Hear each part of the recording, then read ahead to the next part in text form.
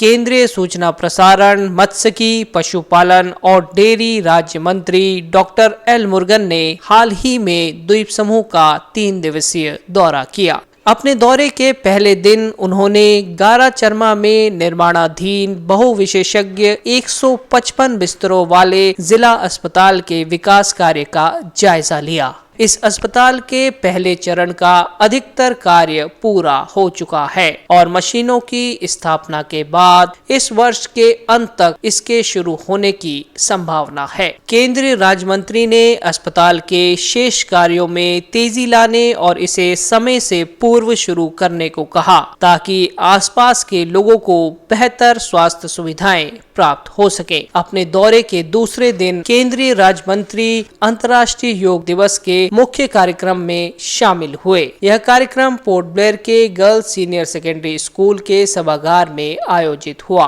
कार्यक्रम में केंद्रीय राज्य मंत्री डॉक्टर एल मुरुगन ने उपराज्यपाल एडमिरल डी.के. जोशी, प्रशासन के वरिष्ठ अधिकारियों और अन्य लोगों के साथ योग अभ्यास किया। करीब 1 घंटे तक चले योग सत्र में प्राणायाम से लेकर कई योगासन कराए गए। केंद्रीय राज्य मंत्री डॉक्टर मुरुगन ने कहा कि प्रधानमंत्री नरेंद्र मोदी की दूरदृष्टि के कारण आज योग को वैश्विक पहचान मिली है और पूरे देश में अनगिनत स्थानों पर योग दिवस मनाया जा रहा है। कई देश अंतर्राष्ट्रीय योग दिवस का मंच साझा कर रहे हैं जो हमारे वसुधैव कुटुंबकम के मंत्र को दर्शाता है। योग ने दुनिया को जोड़ा है और हमें अपनी इस प्राचीन पद्धति पर गर्व है। स्वस्थ जीवन के लिए योग आंदोलन बन रहा है। हमें स्वस्थ जीवन और निरोगी काया के लिए अपने दैनिक जीवन में योग को अपनाना चाहिए। इसके बाद केंद्रीय राज्य मंत्री स्वराज द्वीप के लिए रवाना हुए, जहां उन्होंने मत्स्य अवतरण केंद्र पर स्थानीय मछुआरों के साथ संवाद किया। डॉक्टर मुरुगन ने मछली उत्पादन और प्रबंधन के लिए आइस फैक्ट्री और शीत भंडार स्थापित करने को लेकर आवश्यक कदम उठाने का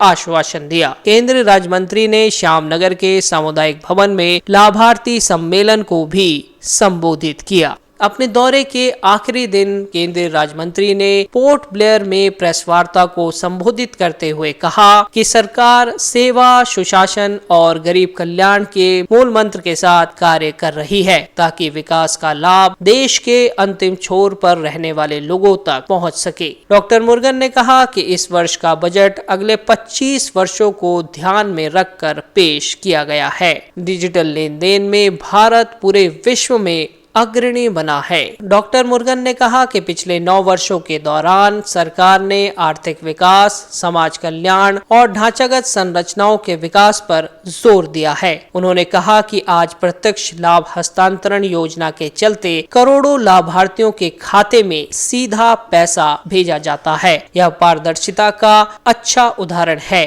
जिससे लोगों में सरकार के प्रति विश्वास बढ़ा है। डॉक्टर मुरुगन ने द्वीप समूह में ढांचागत विकास की परियोजनाओं पर चर्चा करते हुए कहा कि कदमतला में आजाद हिंद फौज सेतु का निर्माण किया गया है। जल्द ही पोर्ट ब्लेयर में हवाई अड्डे का नया टर्मिनल भवन बनकर तैयार होगा, जिससे रात में हवाई सेवाएं उपलब्ध होंगी और देश के अन्य भागों के साथ द्वीप समूह की कनेक्टिविटी बढ़ेगी। केंद्रीय राज्य मंत्री ने आगे कहा कि सरकार मत्स्यिकी के क्षेत्र पर ध्यान केंद्रित कर रही है। भारत के मत्स्य निर्यात में रिकॉर्ड उछाल देखा गया है। प्रधानमंत्री मत्स्य संपदा योजना के तहत 6000 करोड़ के अतिरिक्त निवेश के साथ द्वीपों में भी मत्स्य से जुड़ी अवसंरचनाओं को बेहतर बनाया जाएगा। मत्स्य प्रबंधन के लिए भंडार और शीत संयंत्र उपलब्ध कराए जाएंगे तथा मत्स्य अवतरण केंद्रों को आधुनिक बनाया जाएगा। इसके बाद केंद्रीय राज्य मंत्री डॉक्टर एल मुरुगन ने